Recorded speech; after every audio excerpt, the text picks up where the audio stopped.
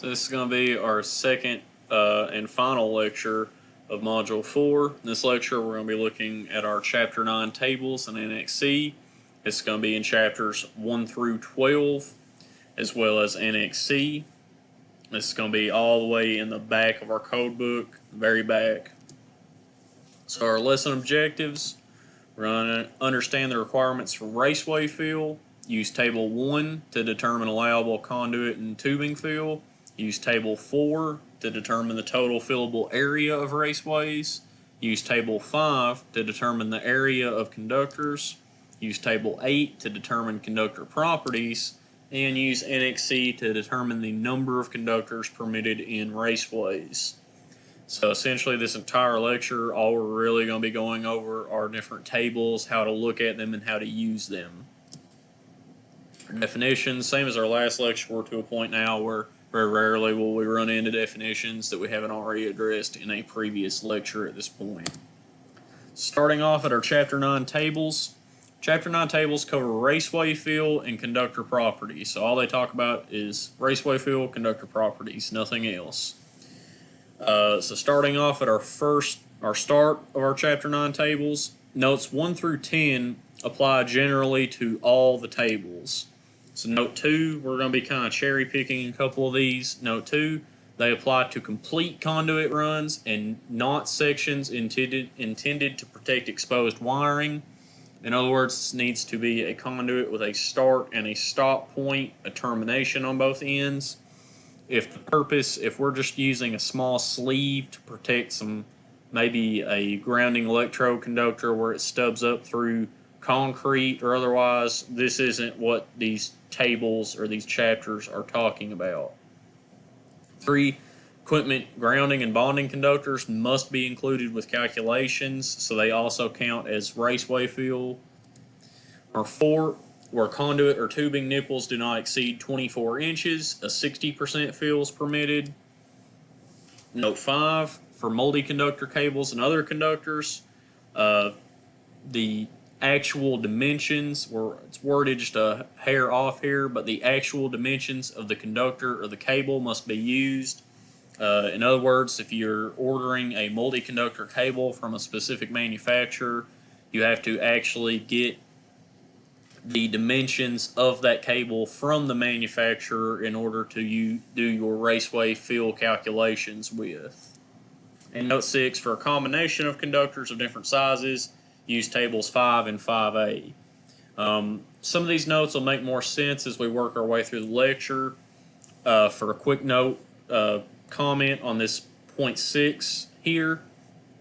If we have a raceway we're filling with all conductors of the same size, we will always go to Annex C in order to determine how many of those conductors we can put in a certain raceway, or vice versa, how big of a raceway we need for that number of conductors. If we're using different size conductors in the same raceway, then we're going to have to go to tables 5 and 5A to add up to calculate the total size of all those conductors and then select raceway based on that, or once again, vice versa. So our very first table here, Table 1, is the percent of cross-section of conduit and tubing for conductors and cables. So it's a very small, very simple table, but it's a very important table. On the left-hand side here, we can see we have the number of conductors and or cables, and we have 1, 2, or over 2.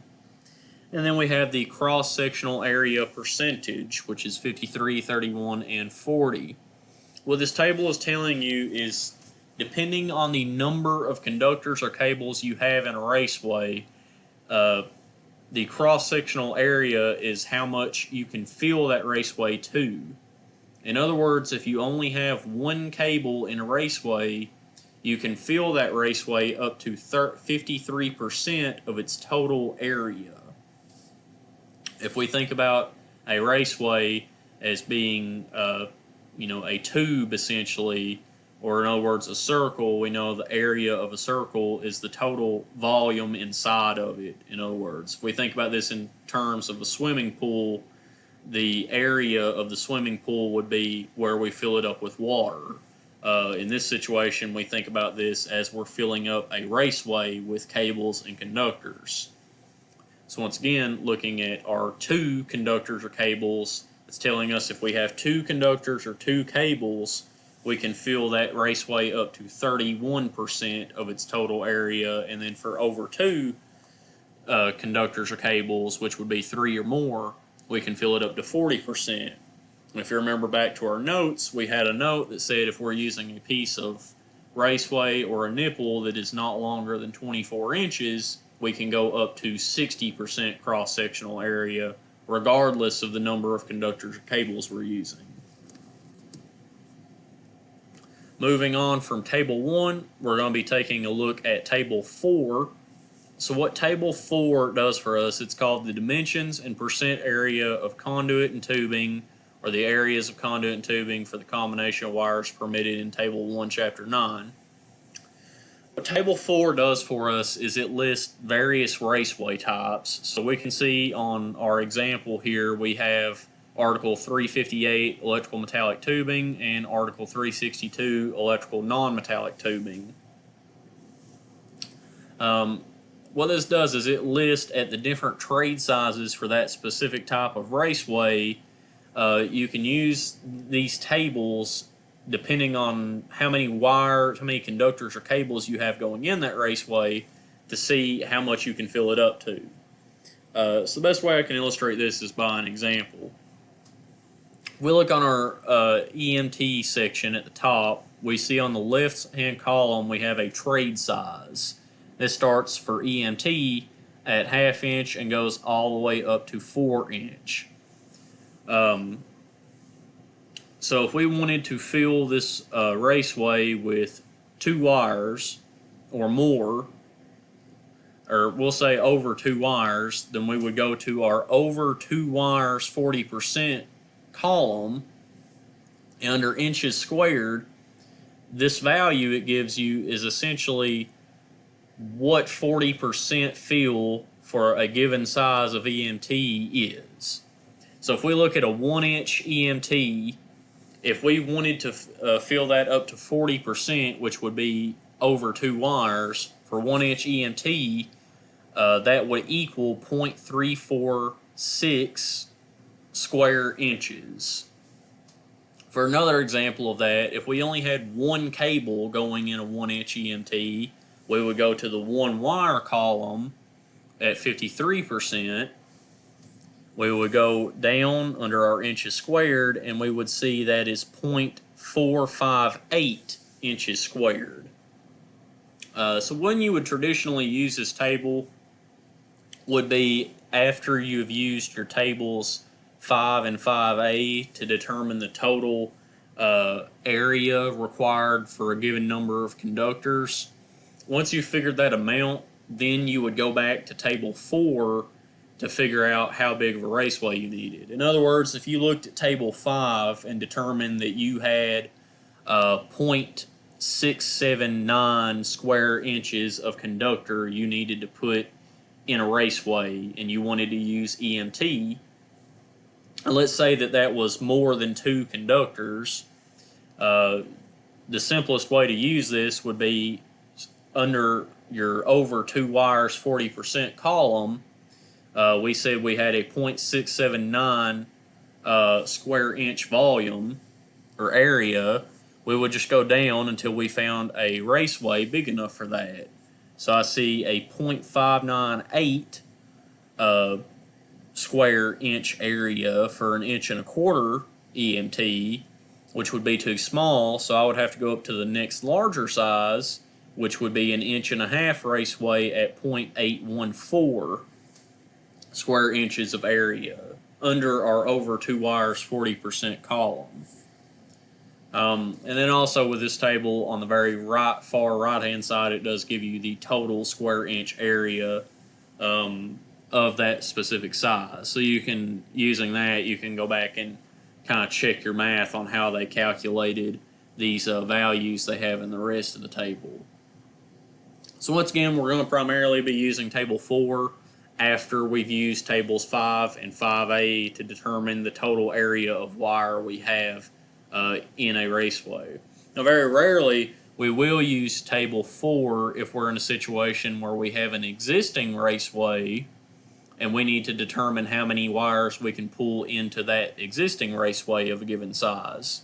So for instance, if we had a 2-inch EMT conduit installed in the ceiling and we had a circuit we wanted to pull in and we needed to determine if it would fit in that raceway or not, we could go to our table 4 here, look at a 2-inch EMT, and let's say we only had one cable going in that 2-inch EMT.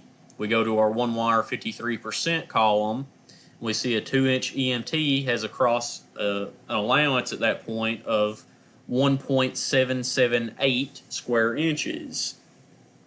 So we would know we could pull in a cable that amounted to 1.778 square inches of area in that situation. But more often than not, you'll be going to table 4 after you've used table 5 and 5A, which should be what we're looking at next. So as I said, table 5 here, this is the dimensions of insulated conductors and fixture wires.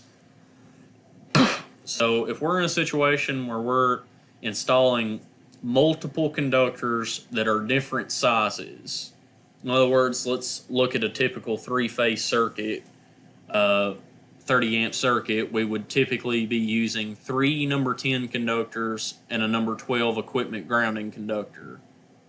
In that situation, we would need to go to table 5 to determine what the total area of those 4 conductors are, since they're not of equal sizes. And the way you use this table is pretty simple. All you do is first you need to select what type of wire you're using. So on our example shot here, we're going to take a look at our RHH columns and rows. The next step is just to determine what size wire you're using.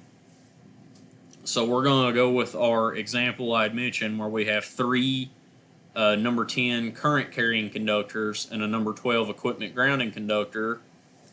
Then you just need to go over to your approximate area in square inches and find that value. So for a number 10 gauge RHH conductor, we can see under our approximate area square inches, we have 0.0437 square inches.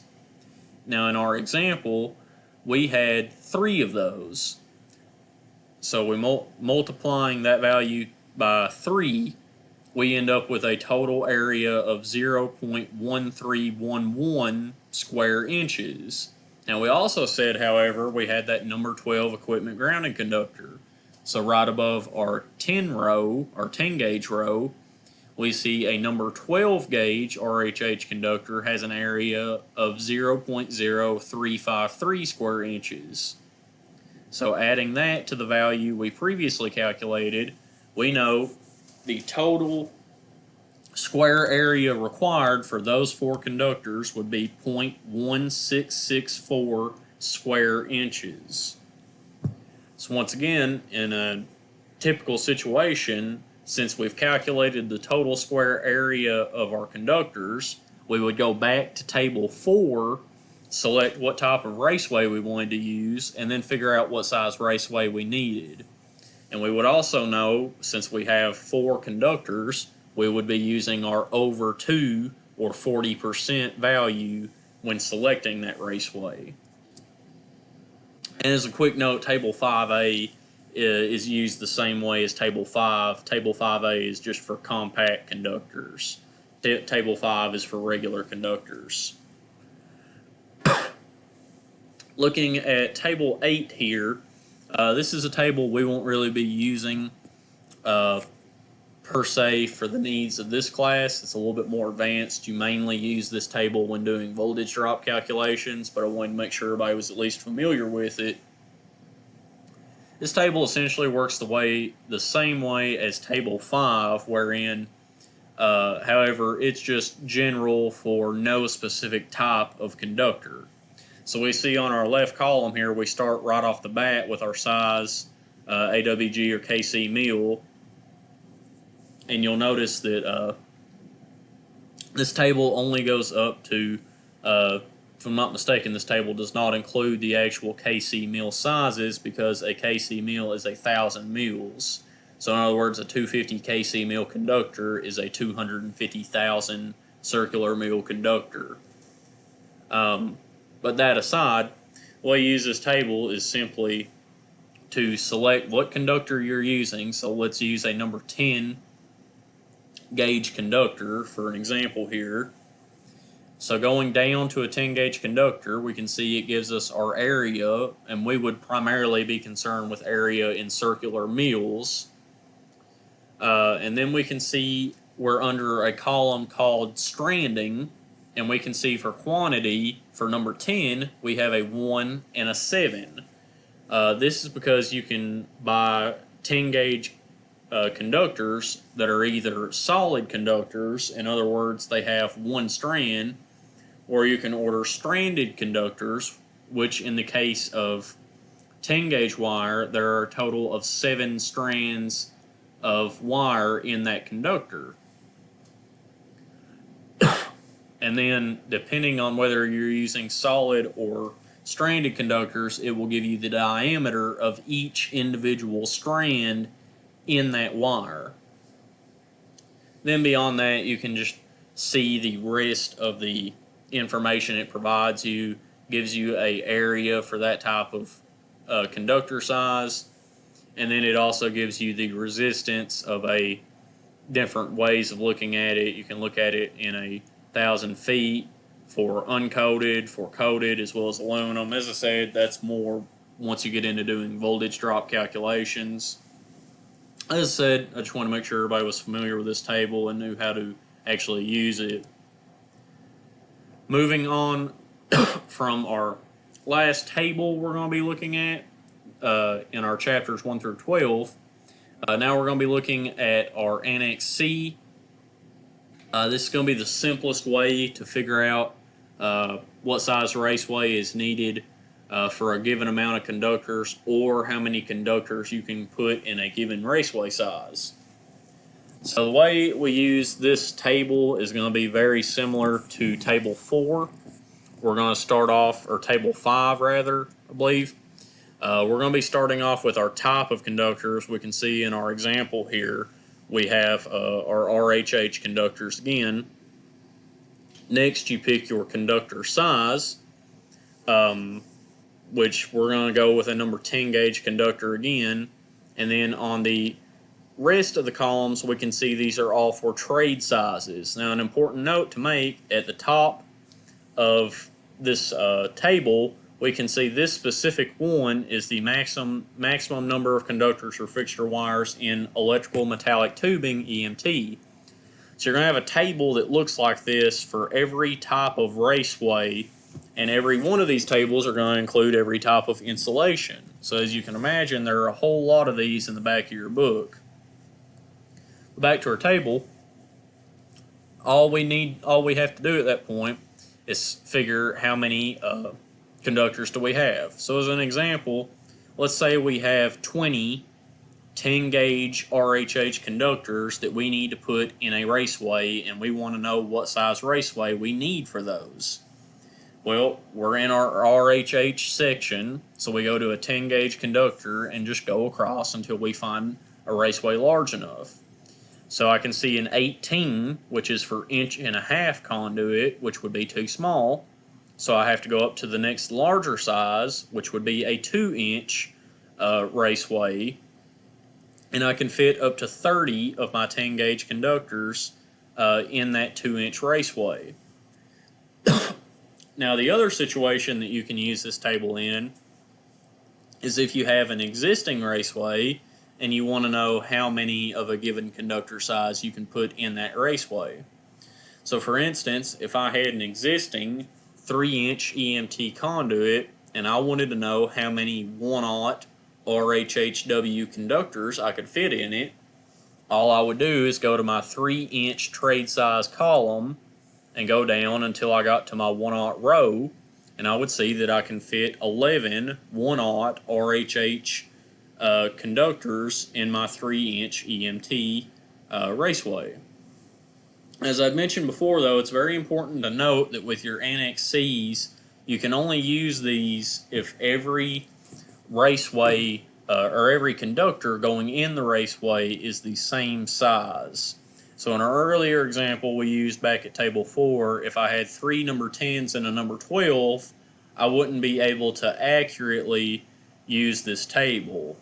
Now for practical uses, obviously if we have 3 number 10s and a number 12 conductor, which would be a total of 4 conductors, if I look at a 3/4 inch EMT in the number 10 gauge row, I can see I can fit 5 number 10 gauge conductors in a 3/4 inch EMT conduit for RHH.